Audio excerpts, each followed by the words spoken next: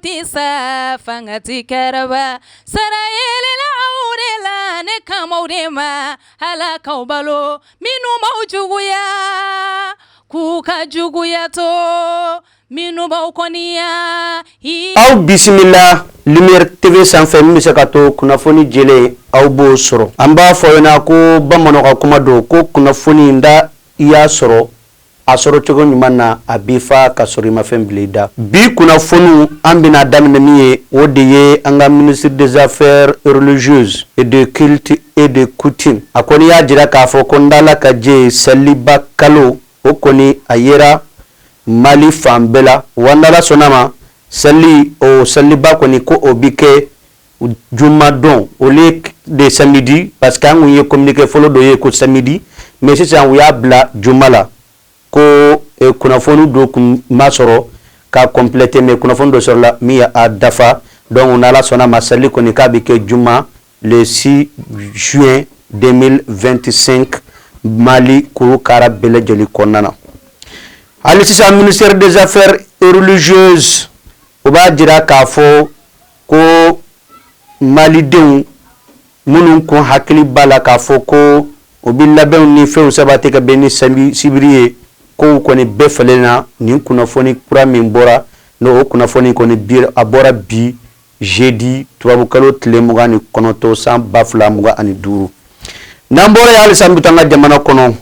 semaine tɛmɛnen ministre de la défense et des anciens combattants no o de ye an ka général du corps d'armée Sadio Kamara ale kɔni kun bɛ Kidalikaw fɛ yen nɔ o Kidalikaw u y'a jira k'a fɔ o baaraw kɔni y'a jira la k'a fɔ k'aw baara in nu ɲɛna kosɛbɛ san caman kɔfɛ san minnu kɛra jamana in an kun tɛ ka taa Kidal san fila jamana ɲɛmaw olu ni Mali finitigiw kɛlen ka kiri le récupérer Sadio kɔni ale y'a senba a kɔnɔkɔrɔ ka se Kidalikaw fɛ Sadio Kamara a n'a jɛɲɔgɔnw kɔni u taara maanifin minnu bɛ yen nɔ n'o ye malidenw ye minnu tora i n'a fɔ kɛlɛ la u taara u siw lajɛ u ka kaburu kɔni u taara a bɛɛ lajɛlen ziyara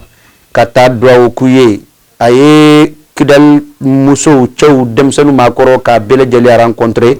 ka hakilisigi kuma f'u ye ka bilasirali kɛ kan f'u ye ka jira la k'a fɔ ko jamana ɲɛmaaba n'o ye général d'armée Assimi Goïta ko ani gouvernement bɛɛ lajɛlen fo ka taa fara maliden bɛɛ lajɛlen kan ko bɛɛ hakili b'u la wa u n'u bi ɲɔgɔn fɛ wa n'Ala sɔnna ma Mali administration bɛ segin fan bɛɛ fɛ wa o fana kɔfɛ général du corps d'armée Sadio Kamara ale kɔni ni ministre ni n'a fɔ a jɛɲɔgɔnw minnu kun bɛ yen fo ka taa a fara Kidal gouverneur kan o kɔni u ye sigi ka fɔ caman kɛ adamadenw bɛ se ka segin u bɔyɔrɔw la ani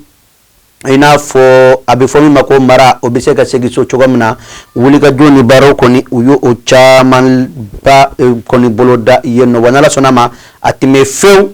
laɲini o bɛ kɛ sɔrɔ fɛn ye.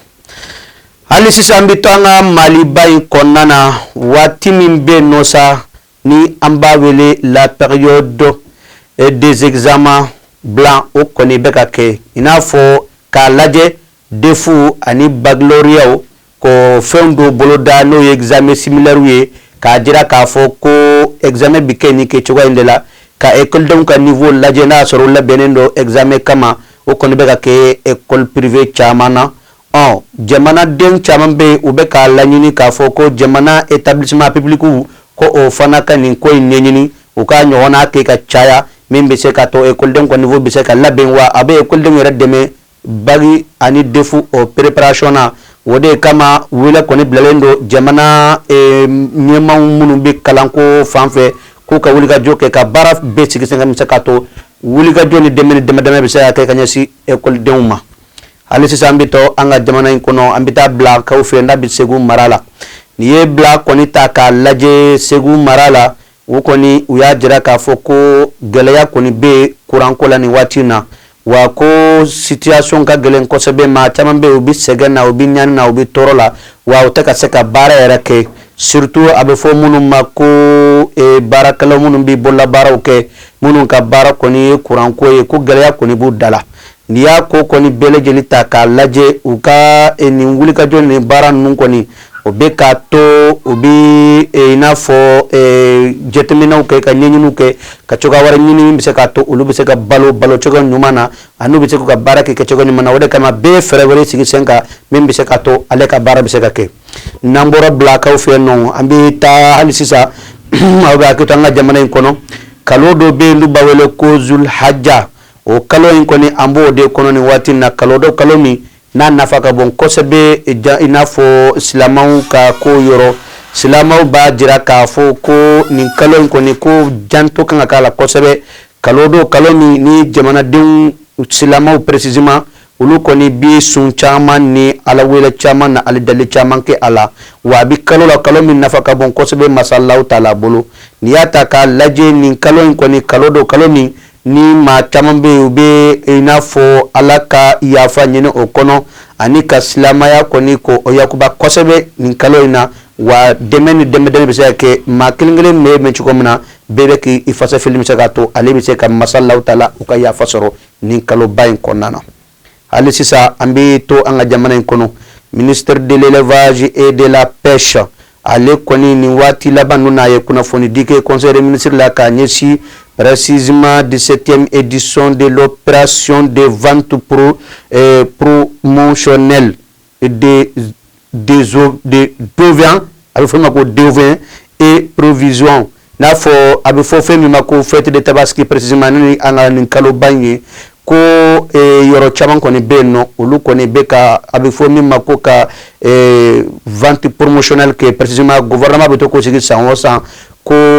mali fiun ka laje do kabo fem pir la mawka sani kenu akoni ye akilna koni ka alase conseil des ministres ma wa jira ka fo ko ni prévision ni mimbe ka ke fête de tabaski hukum konana ko akoni daye lendo wa ko jetemina no fem bebe zaka ke mimbe ka to mani fu munum be no ko se batu ye inafo anna nyona kambe se ka ta sani ke ayola bunya ani karama kono ani soro okoni konana parce que niyata kalaje aketunye miye wode mamun be ni setuye ka saka san dagal na lubise ka saka san chogomna ale sisa ambito anga jamana kono ambita commission de la rédaction des chartes ulu koni yewi sigi ka foken kono fondi lawi akera bidoyan yera la ndo to kalot lemuga ani ikononto jeudi 2025 me kalo akera maison la presse konana wa ma chamambora kuna fundi la chamambora wa commission ma bel defalen ko mekeneka u koni kuna fundi di banke kanyesi e ka bara ma ka jira ka foko wuliga joni fembe be ka kembe ka to lafia ani donc bon nyuma o be ka soro malum nyonche be kay ya fa nyoma be ka do da kalen fe ka bo da kalen fe président ka kuma konona la ada serama ko an ku se ka wele bla awma au kata an soro an jabalala mais anya la nini kanabi kana au kaso bala la maison de la presse, la maison des libertés koro de bola parce que on veut bara mina tan sisan anga bara tise ka dafa ni presse semayala on veut ka bara ni ke gafe ni sebe ni au joro mayi gafe la bara be ke to ka je o de hukumu konna la annana kana anyefo kasabu ke anya ye kuma chama be ka fo ni gafe nkunka bebe ka fo ka kenyeni a hakilnayi pour que ka nogo wokola annana kambe na au journaliste au presse mo kana au kuma nyogonya président ya fo échanger de do anga nyogon kuma nyogonya wala sa anga bara tabulu fo au nyana mimbe anga bara en konna la ani nigni kali munu bi au fanan fe anga ke ambe ka soba no e maison de la presse ya no ala nini kunyode parce que on be bara ni ke bara inteseka pour répondre à la deuxième question le résultat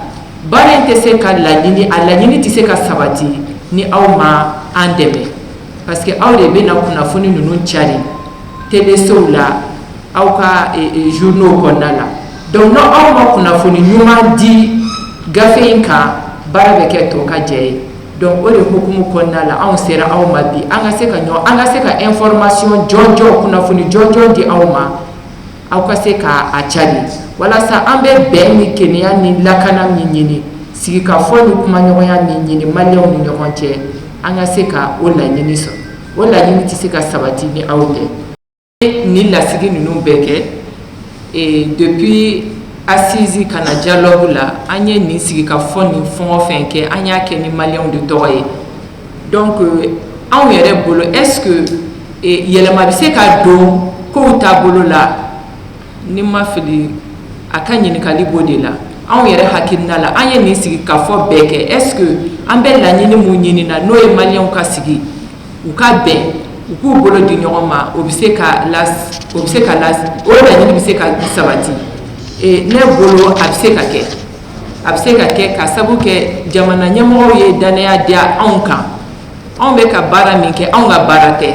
mais aw de ka baara don jamanadenw de ka baara don anw kɔni bilara ɲɛfɛ walasa an ka gafe sɛbɛn mais gafe lawaleyali ye aw de ni aw ko yɛlɛma bɛ se ka kɛ bɛɛ kelen kelen mana bila a kun na k'a bila a dusukun na k'a fɔ ko yɛlɛma bɛ se ka kɛ ne bolo yɛlɛma bɛ se ka kɛ.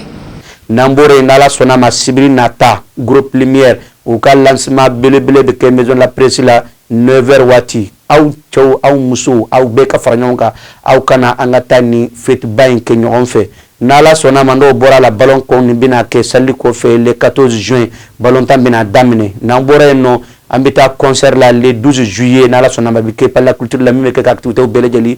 kuncɛ an bɛ foli ne tɔn lasew ma dedaw tɛ kun bɛ kamara Amadu Sala Ture kuma bara kun bɛ n bolo a y'a kan mɛn n'ala sɔnna ma sini kunnafoniw di waati kɛnɛ kan wasalam. Nyado ah o mekere fato ya ka ke fato yo jogodi ah ke tu I kele tunu bi bela bi nyado mu ga journaliste de corriger ga ministre o mu journaliste ko e ta kalama Lumière TV mo kelenu ka ballontan do organiser Mali comédien to la ni journaliste a be damne le 7 juin ka ta bla fo le 12 juillet la wa le 12 juillet o ta bané boy o 12 juillet kelengele ne o be ta be o anniversaire don erema o kelenu ko ge nyanaje belebele café des arts konnana yes ka wele bla Mali artiste bɛɛ lajɛlen ma invité surprise yɛrɛ o badem na kɛ kɛnɛ kan no a tɛgɛ basi ko mun na bɛ dɛsɛ sisan journaliste gɔni ni ne ye journaliste kelen corriger ka taa yan fɛ I b'a corriger I ja sigi sa e yɛrɛ de ka teli ka ko ma I b'a corriger ka taa yan fɛ k'a kɛ tan k'a kɛ bii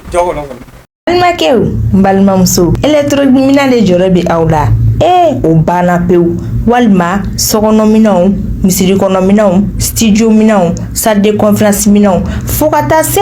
bafuluminɛnw ma mɔgɔ kelen pe sɔrɔ yɔrɔ kelen pe hatɛ fune dumasi Cheikh Mamutu Traoré yele électronique a filɛ ni bɔra Membo sirafara la k'i bi yɛlɛ ka taa centre mable fan fɛ yanni ka fara juste I bi I côté gauche lajɛ yele électronique Cheikh Mamutu Traoré I b'a sɔrɔ yen nɔ I mɔgɔ mana se minɛn o minɛn ma a minɛn bɛɛ lajɛlen bɛ yen I n'a fɔ baffle guitare lampadaire chaise micro piano b'o la batterie ampli microphone fo ka taa se lumière ma maa o maa bɛ yen k'i b'a fɛ ka galon bɔnda o tuma na sa boli biribiri I ka taa se yele électronique Cheikh Mamutu Traoré ka yɔrɔ la n'i ye ɲɔgɔnmɛ bila cɛncɛnkulu sanfɛ tɛgɛ t'a yira tuguni dɛ o ye cɛ ye funɛ dimanche o tuma na sa an bɛɛ lajɛlen ka wuli ka jɔ kɛ an ka Mamutu Traoré ka yɔrɔ sɛgɛrɛ yele électronique hatɛ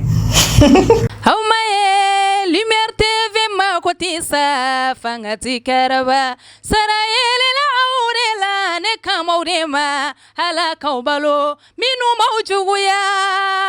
kuka juguya to minu baukoniya